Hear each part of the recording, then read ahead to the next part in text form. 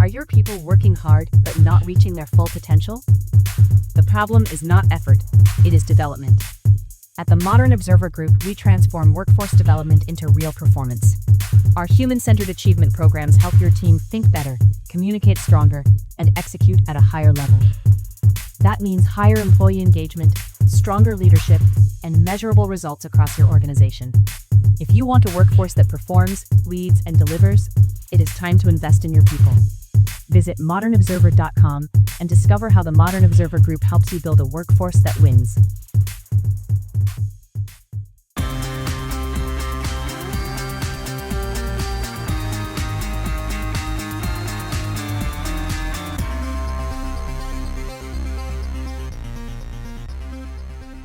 Iranian peace talks collapse. The Artemis II splashes down.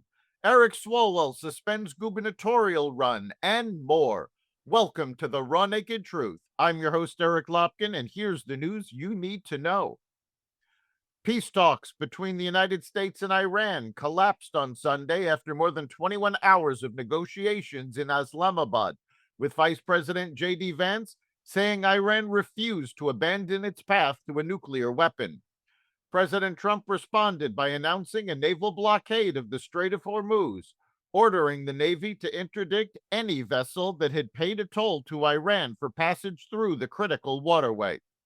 U.S. Central Command has announced that it will begin a blockade of all Iranian ports on Monday at 10 a.m. Eastern Time. CENTCOM said the blockade would be enforced impartially against vessels of all nations, but it will allow ships traveling between non-Iranian ports to transit the Strait of Hormuz.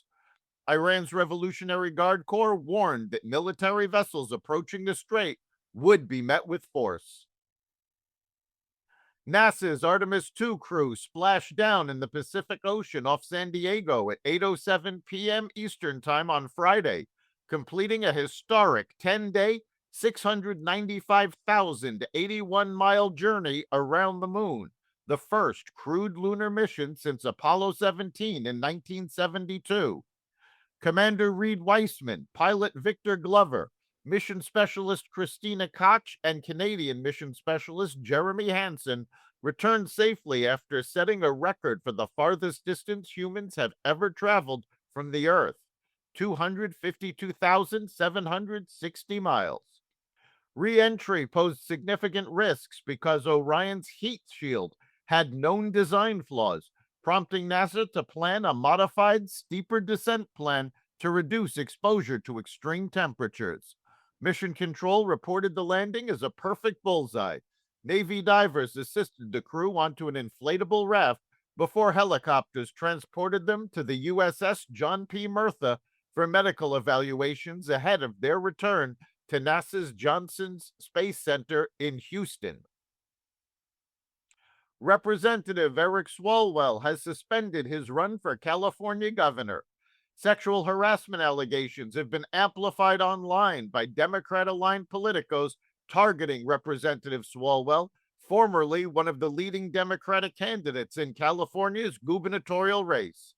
Amid repeated denials and cease and desist letters sent by Swalwell's lawyer, one of his alleged victims shared her story publicly for the first time, accusing Swalwell of taking advantage of her while she was intoxicated on multiple occasions, according to a bombshell report published by the San Francisco Chronicle Friday. The alleged victim's story also included claims that Swalwell pressured her to send naked pictures of herself and sent sexually explicit photos of his own, pulled out his private parts while driving in a car with her, and requested she perform oral sex on him. Among other incidents, the victim said, affected how Swalwell treated her professionally. Swalwell was previously caught having an affair with a Chinese spy. California Democrats, including former House Speaker Nancy Pelosi and Senator Adam Schiff, have come out against Swalwell after the multiple bombshell reports were published Friday.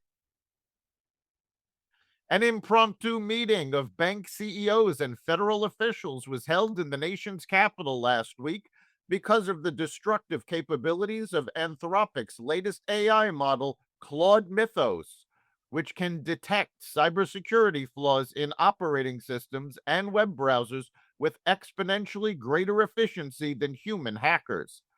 Fed Chair Jerome Powell and Treasury Secretary Scott Bessent gathered the heads of Bank of America, Citigroup, Goldman Sachs, Morgan Stanley, and Wells Fargo on Tuesday after the limited rollout of Mythos, per Bloomberg. The emergency meeting is a sign that the Trump administration thinks that while Mythos is intended to protect companies from hackers, it could be used to attack the foundation of the U.S. financial system by targeting the world's biggest banks.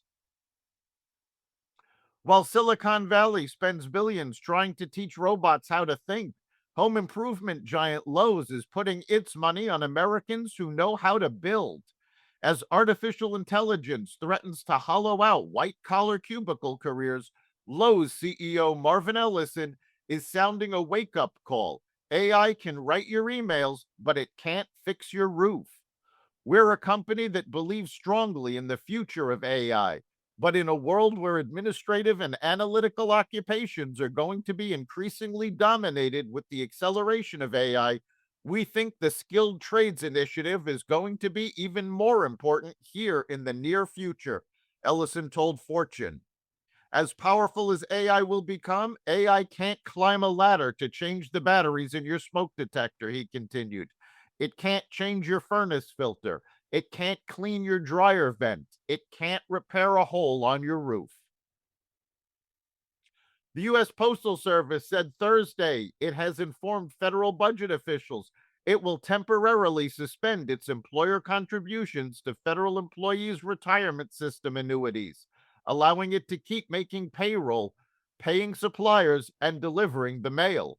The Postal Service also wants to increase postage rates, including raising the price of a first class mail forever stamp from 78 cents to 82 cents.